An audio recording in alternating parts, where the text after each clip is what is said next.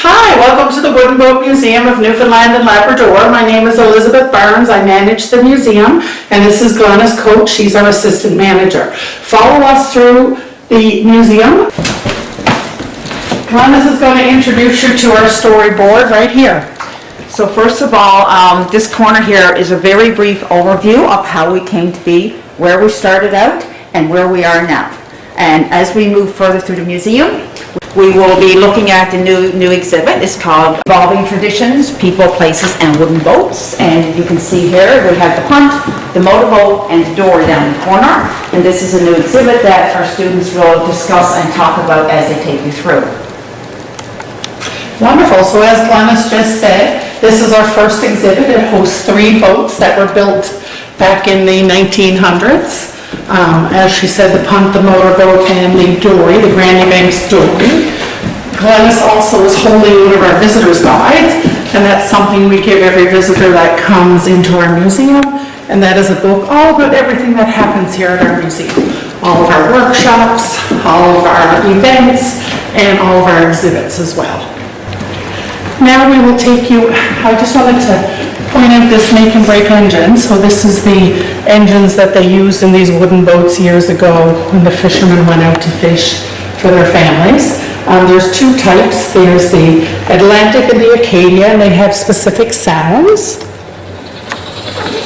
The first one is the Acadia. The second one is the Atlantic. And the fishermen's wives used to tell, well, they told us stories from the past that they could tell whose husband was coming in from fishing by the sound of their engine. Now Glennys will talk about our second exhibit, the boat building room.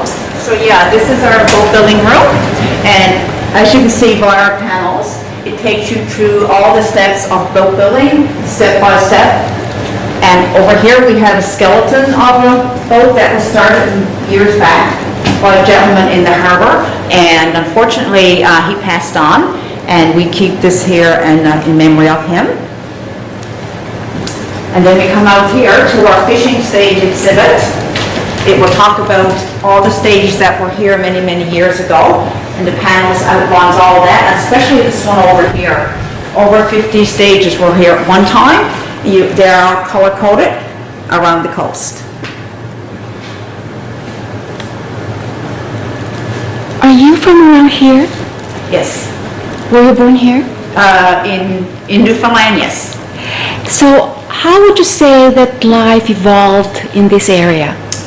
Well, as you can see by all the stages that were here many years ago, I think we maybe have 3 or 4. So the livelihood has really changed, where fishing was livelihood for everyone, and people, I guess, moved on to different places for different career choices.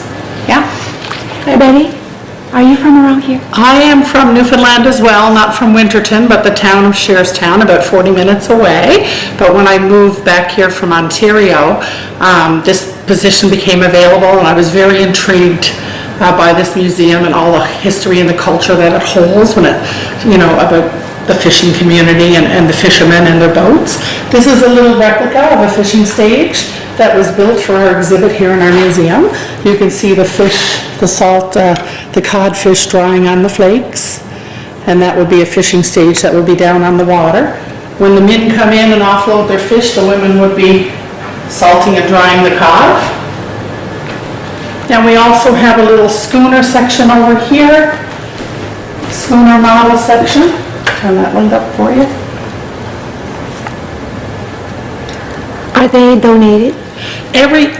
Yes, most everything in our museum was donated, either on loan or permanently, and a few of the boats were built. So that boat was built by a gentleman in the community who's no longer with us. To honor his memory, we kept it in the boat building room, but everything else is basically donated, right, guys? Yeah. You said you have lots of activities going on here. We do. So we are a teaching museum. We host workshops all summer long. We host week-long workshops where we build a Winterton Rodney, which is a punt-style boat. We build a Grand Banks dory. It's a 17-foot boat. And this summer, for the first time, we're building a 20-foot motorboat based on the Bacalou Island fishery. So that's something new, and that is connected to the community and all the communities around this museum. We also teach children. We have a junior builders program happening in July and August every Thursday and Sunday from 1 to 4, and the young children from ages 5 to 12, they come in and they do this program. They learn how to use old traditional tools, and they learn the skills, and they build a little sailboat, and we take them down to the water and they sail it. Very successful program. All the children that have ever taken this program have truly loved it and spread it by word of mouth, and the program is pretty big and successful here at the museum. Now, Glennys also hosts a Creative Hands program. Yes, so Creative Hands is usually on Saturdays and Saturdays of July and August. And what I do with that, as you can see in our gift shop, we have a lot of handcrafted items. So for the most part, all these items have been done by retirees and like older ladies, and so I try to encourage them to come in and demonstrate what they do, whether it be knitting or crocheting or sewing, anything to actually show our visitors what people do, and it's actually in our gift shop for sale. So these are all by basically local people who do all this work. Betty, what's it like to work with Heritage?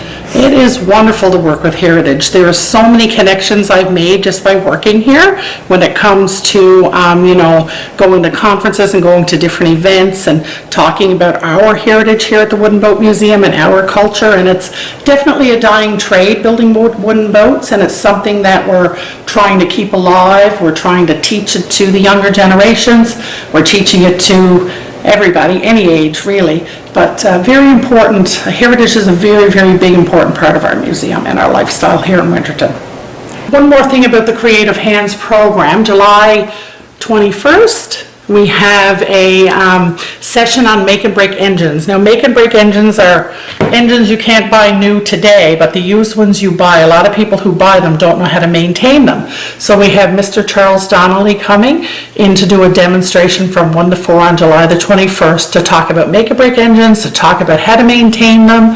So that's a very fun event for us that we're having on July the 21st. And now I would like to take you out to the boat shed where all the magic happens and all the boat building occurs, and introduce you to our boat builder, Jerome. Hey, let's go.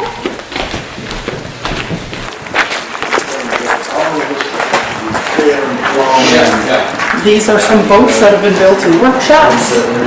Right here, this is a flat, and that's one of our 17-foot dories. And this workshop this week, we're building a 16-foot punt style rowboat. If you put a batten on that across the midship, and would it touch your? I don't know. I would see. Okay, this is Ken Snelgrove, one of our board members, helping out in the workshop this week, and our boat builder, Jerome. Let me see, Ken.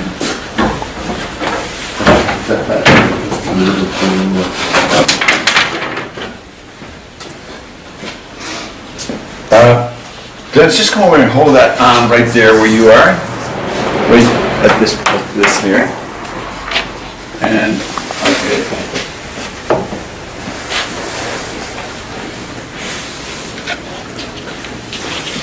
Yeah. Yeah. So anyway, there you go. But that's pretty good. Do you want to explain what you're doing in the workshop this week, Jerome? That would be great. Yeah. So we have a guest from a Newfoundland young man that's come here for a week, and Ken. They're both doing this workshop on punt building. So what you're looking at here, this boat, round side, keel boat is Newfoundland punt. So they have quite an interest in how this is built. And so for 5 days, what we do, we go through all the major steps, 5 major steps in building a punt. You don't end up building a punt because a punt usually takes 5 to 6 weeks to build. But in this case here, we just compress it and summarize it and do activities physical and skill activities, but the overall approach to building is done in that 5 days. So that's what we're doing. And this boat here, on this, didn't exist here yesterday, or 2 days ago. So this was done in the last 2 days, putting the keel down, stem down, and the building molds. So that's last 2 days. And today, we'll be putting in a timber in this boat here. So the boat that you're looking at is called the Marcus French Rodney. And the Marcus French Rodney is a Winterton boat community that you're presently in. That's where our headquarters is. That was recorded in 1978 by Dr. David Taylor. He was doing a master's thesis, and he was, in that master's thesis, he was looking at traditional Newfoundland boat building. In 1978, you were actually looking at the end of the wooden boat era that existed in Newfoundland for hundreds of years, a couple hundred years. So we're very fortunate. He put it in a book, the master's thesis. That book became part of the foundation, an important part of the foundation for our wooden boat museum, Newfoundland, Labrador. We still refer to all his notes, plus his book, and lots of DAI recordings. It was a terrific contribution to Newfoundland heritage, boat building heritage, and we absolutely still use it to this day. What kind of wood do you use? Oh, okay, so we try to use as local as possible, okay? That doesn't always happen. What we do use is fir, spruce, pine, and juniper.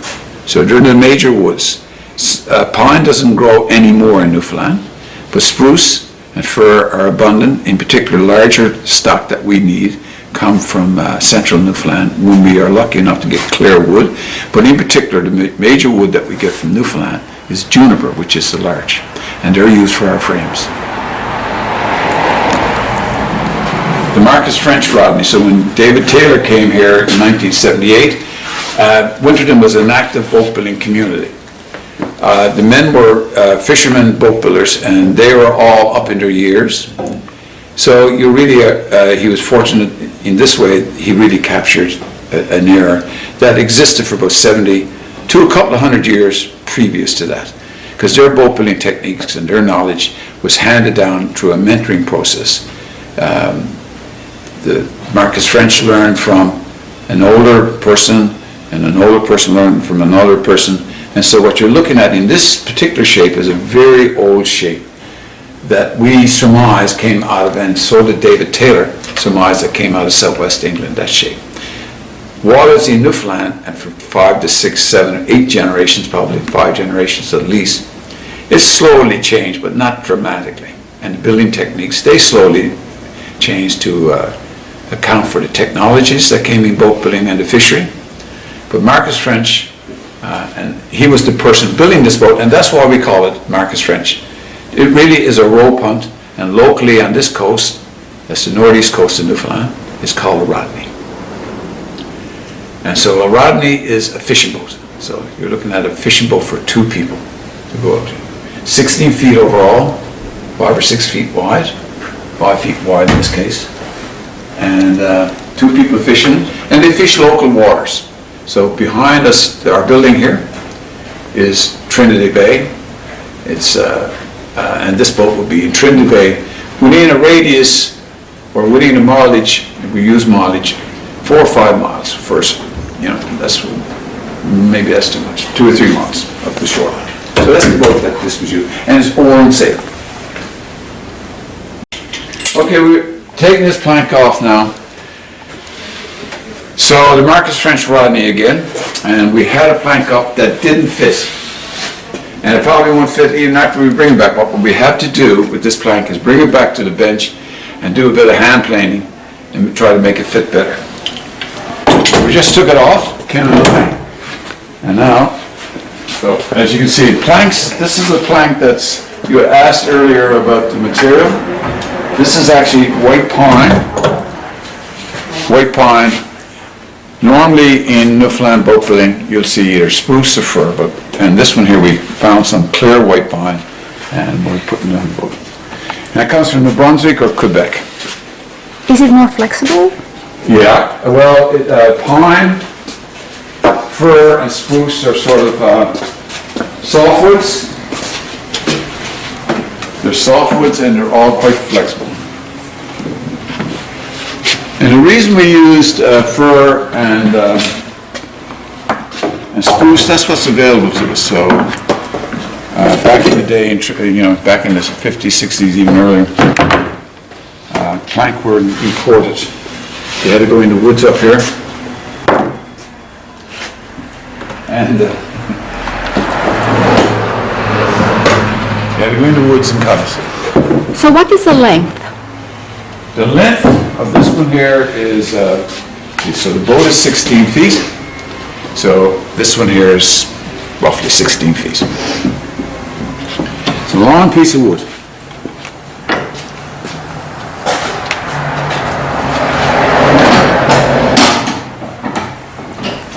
Leave that there. So what I'm doing at this, there's a few areas here that are we have trouble fitting for a nice tight fit. Okay, so I have some equipment in there.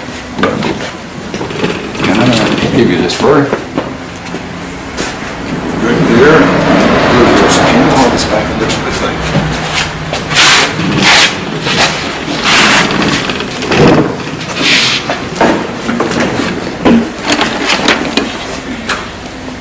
Our bench is quite simple. It's just basically a big slab of wood, a couple of clamps on it, and it's a planking bench and sort of a place you put lots of gear. Any flat surface in any shop finds itself with everything placed on it.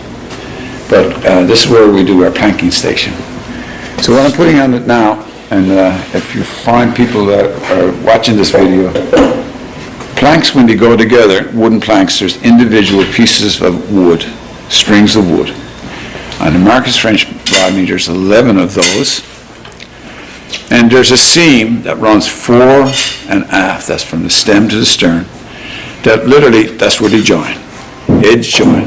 So they have an opening where water can come in. So we fit it as best as we can at this stage. So we try to get it as a tight fit.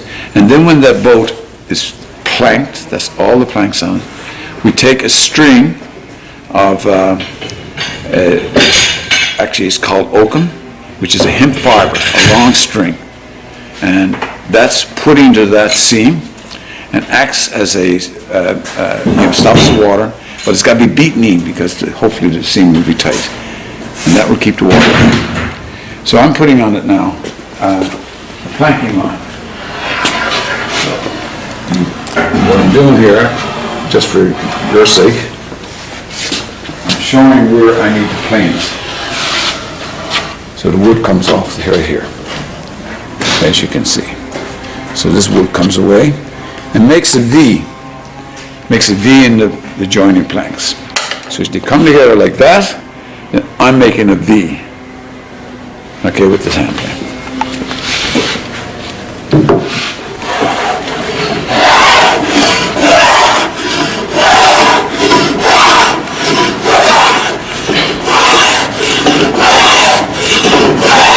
The old-time boat builders didn't have many tools.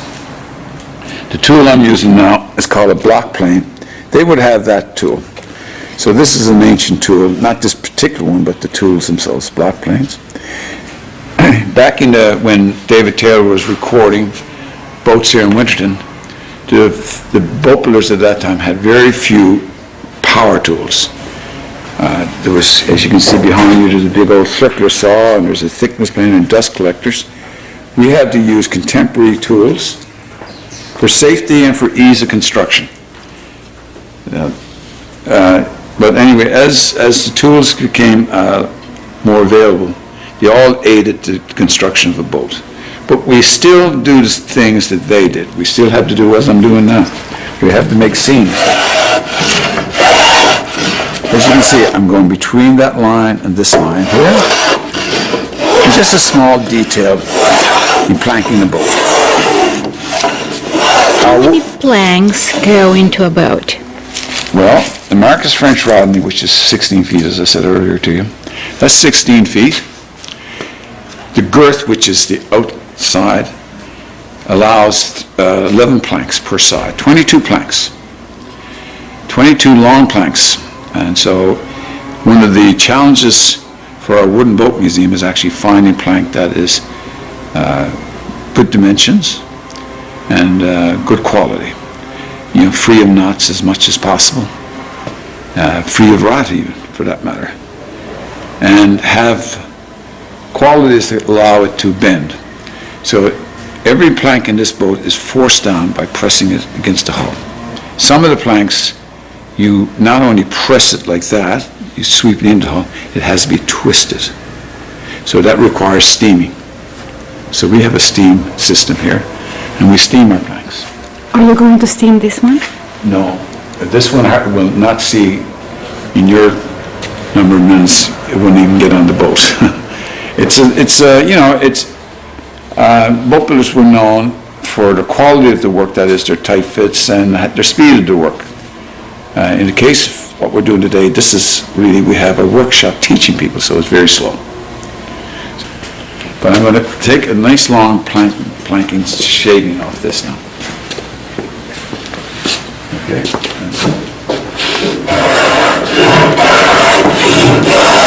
As you can see, I'm going against the grain, and you can hear this resistance from my plane. Now I'm coming with the grain.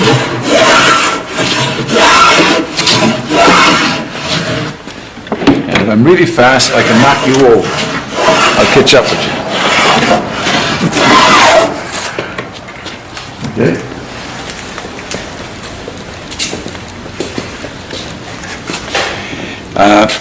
When you're learning tools and that, and you get good, you can sometimes, as you saw me this time, going forward against the grain, which grain is sticking out and is all from resistance to the plane, to the cutter. You can sometimes go backwards. Now, this is going with the grain, and what we're getting now is a smoother and easier cut.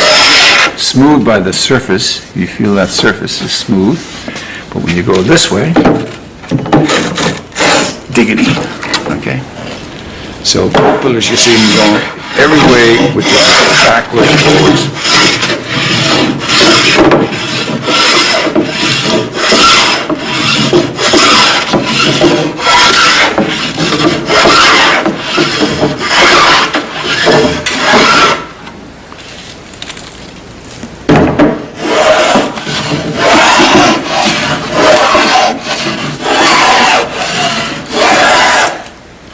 I just want to tell you about this hand plane that I'm using.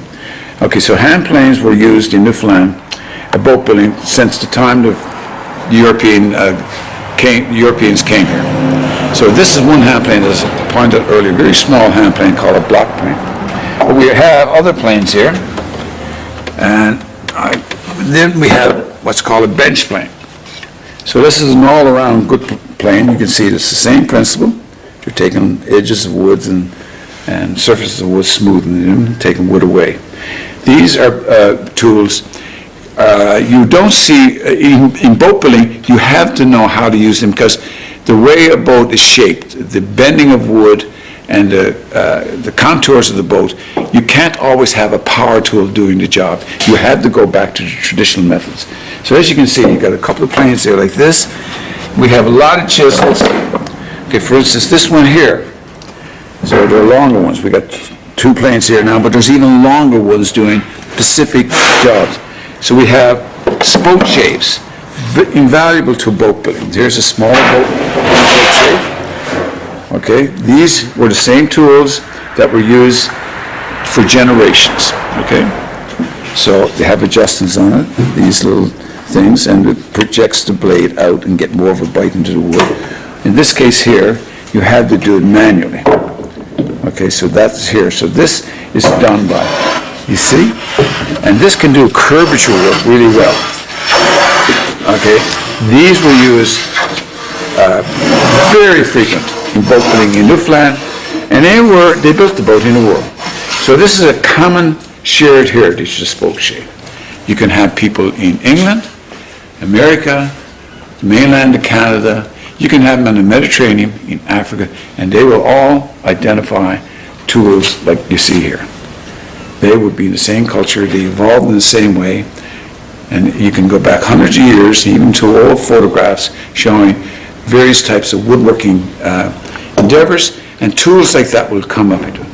So that's the spoke shave and the spoke shave. Now you got this one here. This would be used, this is a draw knife. And the draw knife is the same, again, it's cutting wood, and as you can see, look, you now can, if you're in the way I do it, if I go in a big angle like that, it's hard to use, so you try to keep it as close with a slight angle off the cut. But this can take out quite a bit. For dory building, which is this boat right here, there's bevels on, see how they're lapped? They fit against each other. One, this plank here, the top plank, the shear plank, fits against plank number 3. And in here, inside this surface, there's a joinery, and it's called dory lap. We cut the dory lap using a couple of methods, but this is one of the methods, because this can take a long cut and a nice smooth cut. You have to be skilled at it. But even if you're not skilled, every time you hollow and draw on the draw knife, this being draw, your skill improves.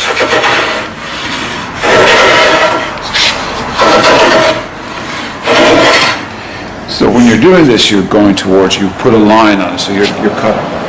These tools here, as I pointed out, you get specialized. You see that? There's a narrower one of the same thing, of a bench plank. See the word Stanley, and then there's a footprint, or various people make another Stanley. These were, in the day, these were the most advanced technology in planes, the Stanley. This is a beautiful Stanley. This is, most of these are my own or the museum. I always try to use my own tools. So this is called a rabbit plane. And a rabbit plane is an important plane. In this, I show you on the boat. If you be careful now, there's lots of trips. In this boat here, these planks, the top 2 planks, they fit in snugly. They're seated into the stem, and this piece inside of it is called an apron. But if you can pick up that there's actually a rabbit. That's a rabbit line that goes all the way down, and right to the stern. There's an area where the plank can go in. If you can get your camera down a little lower and look up, you see what it is.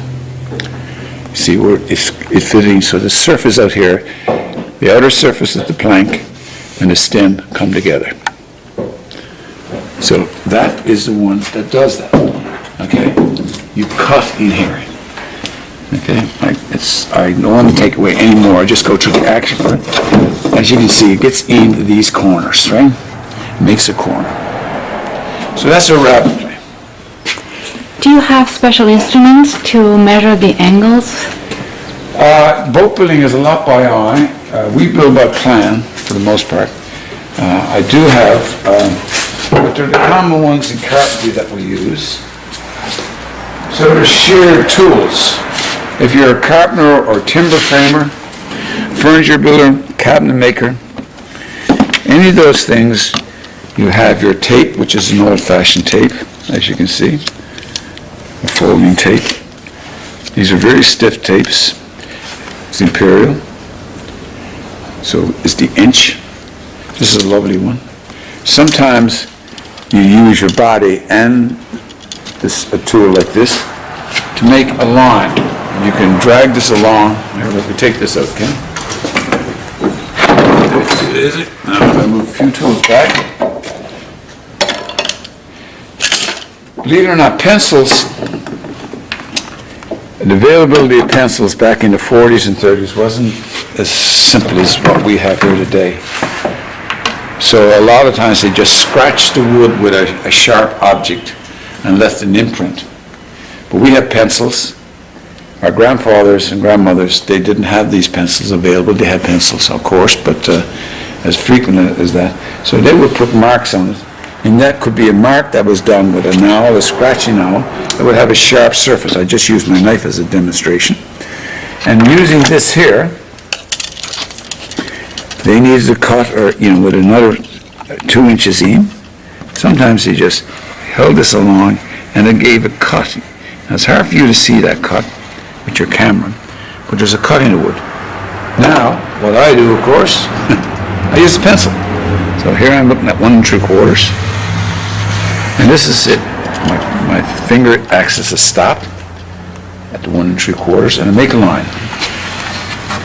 When we're doing this boats here, we have to make these lines, because these are particular widths and of the joineries, 1 1/4 inches. So that's one. But we also use one that, this is, you see this in every boat building situation. This is called a sliding bevel square, okay?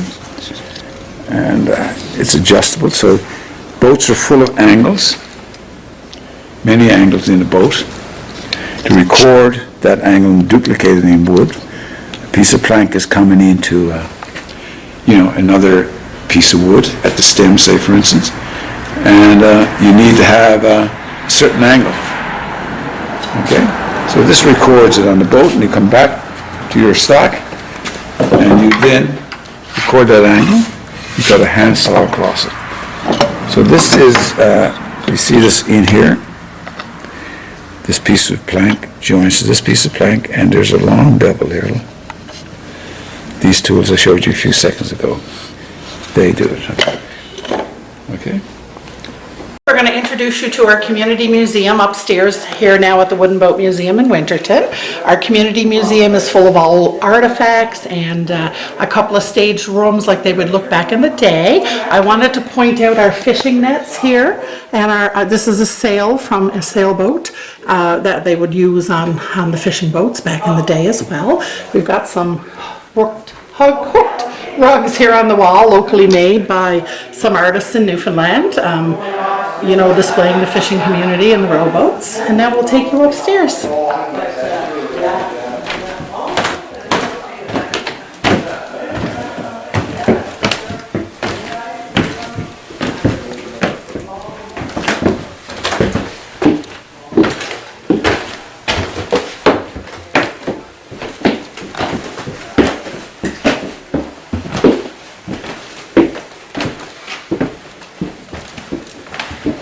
You can see we have a room full of old traditional tools, not just for boats, but what people used back in the day on their farms.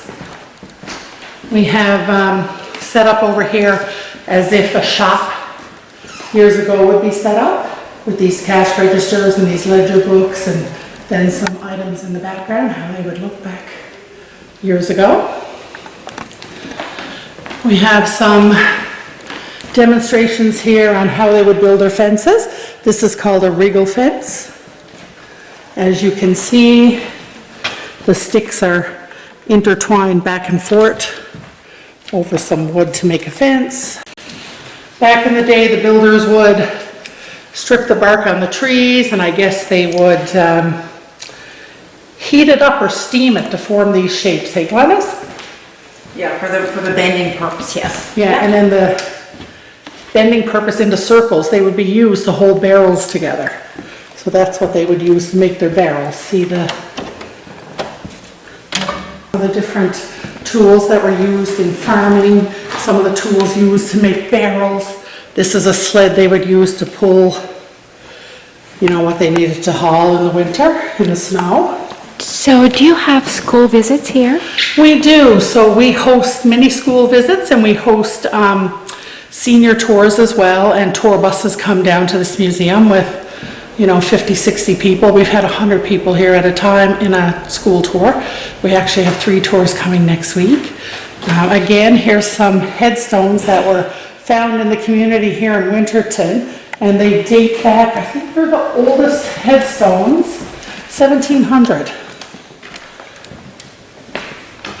So when you look at them, you can barely read the writing, but it's still there. This is how a hearse would be back in the day for during summer season, and then the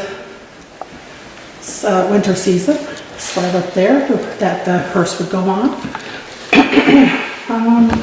Glennys will take you up now to a couple of little staged rooms that we have. This is a birch bark canoe up top here. And these are some old chests and bags that they would use to store their items. and They were travels. donated by the community? Yes, most everything here was donated by the community and surrounding communities here in Newfoundland. And as you can see by some of the artifacts up here, everything was handmade. So right down from like carding the wool and making the socks for everyone, spinning the wool, making the mats for their floors to keep their feet warm. And of course there were no dryers back in the day, so you would have to dry your clothes, whether it be usually outdoors, but every home probably had one of these to dry some things on the inside. And in here is the parlor. We have the parlor in here. So it shows where they would have the main area, relaxing area. And these artifacts are quite old, as you can tell by, this was the music from way back. No CDs, no MP3 players. This was the music that they listened to. And of course they stored their blankets and quilts in these chests here, the old chests. And these hats here actually belong to a lady from the area who has passed on. These are her hats as well, right here.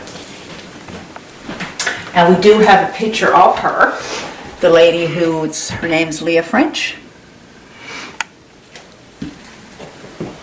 And then we go out here and it shows how the kitchen was set up, the fisherman's kitchen. So as you can see, the coal down here in the bucket was what would heat the stove. The tables are all set up for lunch. And the day bed by the stove, as when the men would come in from fishing, they would be extremely tired, so they needed a little nap.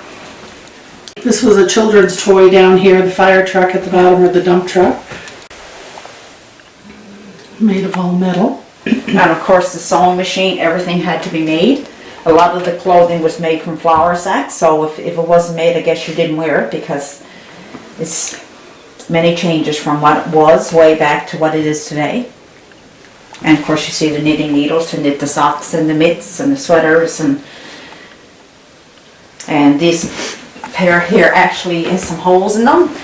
Of course the fishermen would wear these and wear holes in them, and so when they would bring them home, instead of just getting a new pair of socks, they would get this darned. They say, we need these socks darned. So the women would fix them up and brand new, and they just go on and wear them again.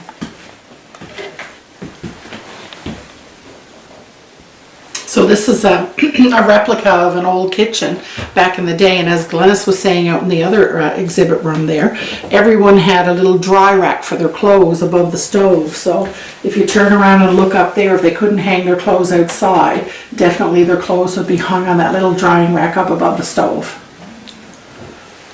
Much different than we have it today, with our washers and our dryers. And Is there anything that you miss from here you would like to have now these days? First thing comes to mind is people taking more time for each other, because everything is so fast. I think if people took more time to spend together, that's something that's really lost. That's what I think. And I think back then people had no choice but to spend time together, because they had to live as a family, work as a family, eat as a family. In order to eat, they had to work together. So I think there was a lot more quality time back then amongst families than there is today. Today, the world has so many options and so many things to do, and you barely see your families and your own kids, and barely sit down to a meal together. So I really think that is probably one of the elements that we would like to see back for sure. We do have a little library as well, down here at the end of our upstairs museum. I would also like to note that this museum was a United Church schoolhouse before it was a museum. So what you see up here is the auditorium, and this is the stage we're standing on. And downstairs was one of 3 classrooms.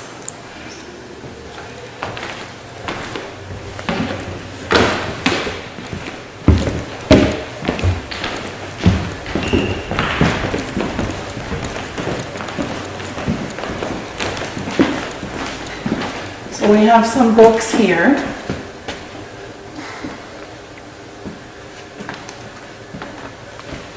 And this would have been a school desk back in the day, so we have some example of log books and exercise books.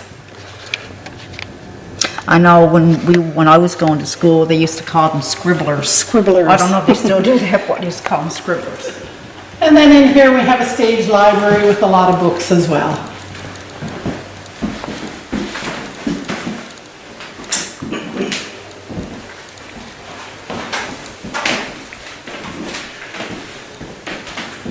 And if you want to take a look over here, this is actually a lines plan and a construction plan for one of the boats that we build here. So Jerome has designed these plans, and he works up here sometimes to draw the plans out.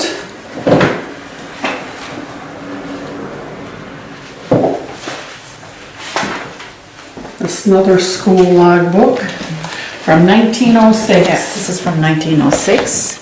This is how they kept their attendance.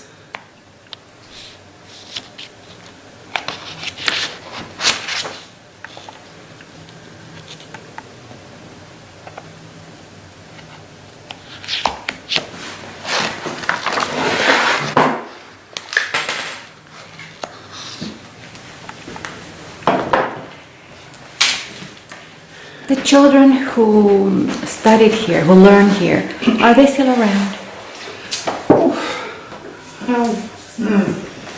Well, this school being in the 1920s, some maybe, but I'm pretty well sure, like in a lot of places, they move on to other provinces for work, because work is not the same. I mean, you can be a fisherman or teacher, but usually they move outside of Newfoundland and find more. We have had some visitors come here though and say, oh, I went to school here. So they're not particularly living in the community. There may be some, but there are people who come by to visit the museum and, let us know that they actually attended school here. So now we can take you back down to the gift shop and give you a little tour of what we host down there. Everything is handcrafted by crafters and artisans in our community and surrounding communities. And it's nice to see how much artistic people there are in our little community here. So let's go down now and have a look at all of our stuff in our gift shop.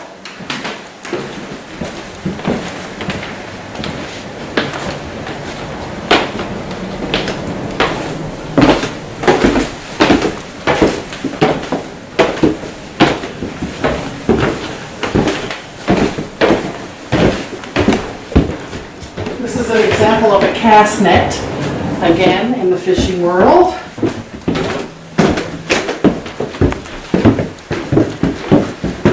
And this would be, what would they use this for, Glennys? That's for tarring their twine. Okay, Yeah. so you see their See, twine? it's called barking the nets, but really that's what it is. You're Tarring the twine. tarring the twine, right? You can see all the remnants Yeah. from the tar on the bucket here. Okay, now you're entering our wonderful gift shop. Everything here is locally made and handcrafted. And if you want to have a look around, you'll see all of the work from our artisans and our artists. This is all jewelry made with sea glass. And this is a local lady up in New Perlican who makes all of this. Again, this is another lady in the next community up in Hants Harbor. She makes these rings and accessories, and they're made with sand from the beaches. And our earrings as well has got sand in them. And then we have a bunch of boats that are made by a gentleman who's from the community but lives in St. John's. He designs these boats for us to sell. So they're punt-style boats. We have smaller ones and we have the larger one. We have another lady in the community who makes all these crocheted little animals, and we have these positioned all over our museum as well. We have these signature ornaments that we made for our museum, and it shows the Wooden Boat Museum of Newfoundland and Labrador on them. Again, homemade slippers, some artwork, There's a lady up in New Perlican, mural painting, Eileen Matthews. She creates these lovely crooked houses, it's called, and crooked stages. So you'll see her crooked houses on her glassware. Again, mittens, placemats, runners. We do have, these are little coloring books and crayons inside, little travel bags for kids. We do have our own hoodies and our signature t-shirt that's made here by our museum. This patent is ours, and it's the 3 boats that we build. So you'll only find these t-shirts here. It's the Grand Bank Dory, the motorboat, and the punt.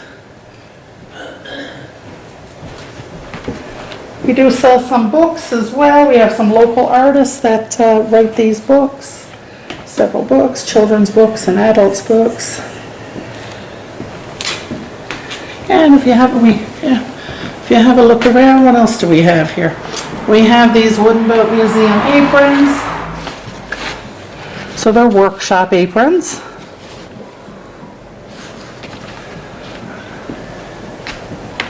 Anything else you want to point out, Glennys? I don't know where it's been. Yeah, I just sort of gave an overview. We talked about this Yeah, part. we have homemade jams from a lady here in the community as well. Glennys says she's 82 years old, she's still making jam, and it is the best jam ever. I even get her to make me jam in the winter when we're not even open here, it's so delicious. And these model boats, the gentleman does those, he's over 80, so every single summer he comes and drops us off with a good supply, and very active in making his boats. I don't know where else We need to wrap up Okay. because it's been a long video, so Yes. we cannot be too long in Yeah. it. Okay, well, we wanted to say thank you for coming to the Wooden Boat Museum. It was wonderful to have you here so we could show you all about what we do, how we teach, show you our boats, and let everybody know about the heritage and culture that is here to see. Thank you again. Yep, thank you for coming.